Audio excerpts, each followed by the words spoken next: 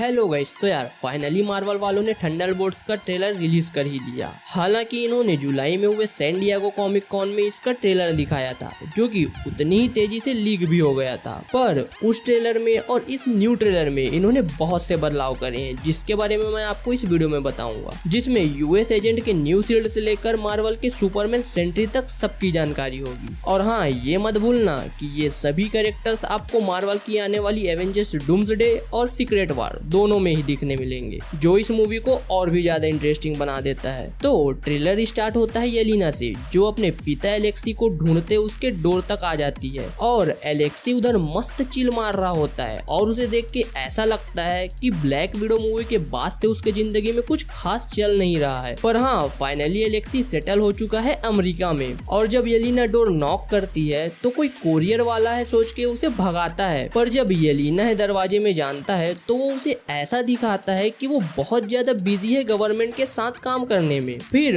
उसके बाद Yelena Alexei को अपने लाइफ के बारे में बताती है कि कैसे वो अंदर से खाली महसूस कर रही है और वो अब थक चुकी है कॉन्ट्रैक्ट किलिंग कर करके। और वो बताती है कि कैसे वो अब अपनी बहन को प्राउड फील कराना चाहती है। और हम आगे देखते हैं येलेना को गुंडों से लड़ते और किसी लैब में घुस के उसे उड़ाते हुए। अब हो सकता है वो कोई बचा हुआ रेड रूम जैसा जगह हो जिसे वो तबाह करने निकली हो। फिर उसके बाद बकी को दिखाया जाता है, जो कि अब एक कांग्रेसमैन बन चुका है और अब वो गवर्नमेंट के लिए काम करता है। और उसे देख के ऐसा ही लगता है कि वो इस काम से खुश नहीं है। फिर उसके तुरंत ही हमें यूएस एजेंट को दिखाया जाता है, जो कि अब एक पिता बन गया है और मोबाइल में एक आर्टिकल को देख रहा होता है, जिस आर्टिकल का टाइटल होता है fall of A hero, the John walker story. अगर आपको नहीं पता तो falcon and the winter soldier show में जॉन को न्यू कैप्टन अमेरिका बनाया गया था, पर उसकी पावर की लालच ने उसको मेंटल अनस्टेबल कर दिया, जिस वजह से उसने सुपर सोल्जर सीरम ले लिया। हालांकि उस पावर की मदद से उसने फ्लैग स्मैशर में से एक को ब्रूटली पब्लिक के सामने मार डाला था, जिसके वजह से उससे कैप्टन अमेरिका का पोस्ट और शील्ड दोनों छीन लिया गया। हालांकि सीरीज के एंड में वेल ने उसे यूएस एजेंट बना दिया था, पर उसे एक पब्लिक फिगर की तरह कम,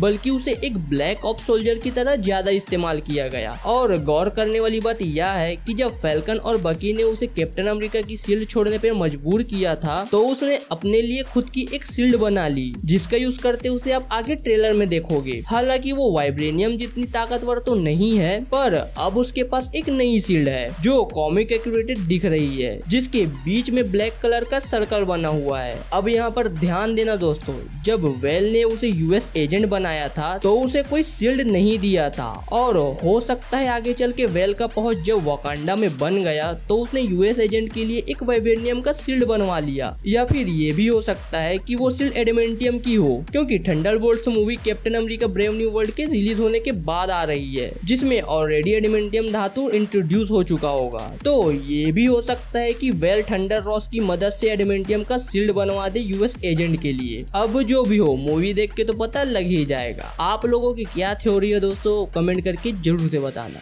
अब फिर से ट्रेलर पे वापिस आए तो येलेना को रियलाइज होता है कि जो इस रूम में है वो सभी ने कुछ न कुछ बुरे काम किए हैं, जिस वजह से कोई उन सबको मारना चाहता है, और उतने में ही वो फैसिलिटी लॉकडाउन हो जाता है। फिर उसके बाद बकी को एक गाला इवेंट में दिखाया जाता है वेल पे नजर रखते हुए, और ये वही जर्मनी का म्यूजियम है दोस्तों जहां 2012 की दी एवेंजर्स मूवी में लूकी आई चुराने आया था हॉकाई के साथ, जिसे अब बैटल ऑफ न्यूयॉर्क का नाम दे दिया गया है। और पहले ही सीन में आप लूकी के इस कैप्चर को देख सकते हो, और उसके साथ साथ बहुत से चीज और भी हैं उस फाइट से रिलेटेड, जिसे डेफिनेटली वेल ऑर्गेनाइज कर रही है। फिर उसके बाद येलेना और घोस्ट को कहीं से भागते देखते हैं, और उसके साथ साथ बॉब के ऊपर सोल्जर को गोलियां बरसाते, जिन गोलियों का असर बॉब पे तो बिल्कुल नहीं होने वाला। फिर बकी को यूएस एजेंट और येलेना के साथ टीम अप करते देखते हैं, पर अगले सीन में ही बकी को येलेना और अदर्स का हंट करते देखते हैं। या ऐसा हो सकता है कि येलेना के पास कुछ ऐसा है जो बकी को चाहिए, इसलिए वो उनको रोक रहा है। फिर उसके बाद बॉब को जमीन से उसका आइकॉनिक सेंट्री वाला लोगो को उठाते देखते हैं, और नेक्स्ट सीन में येलेना अपने टीम के साथ वेल को रोकने पहुंच जाती है, जब उसे पता चलेगा कि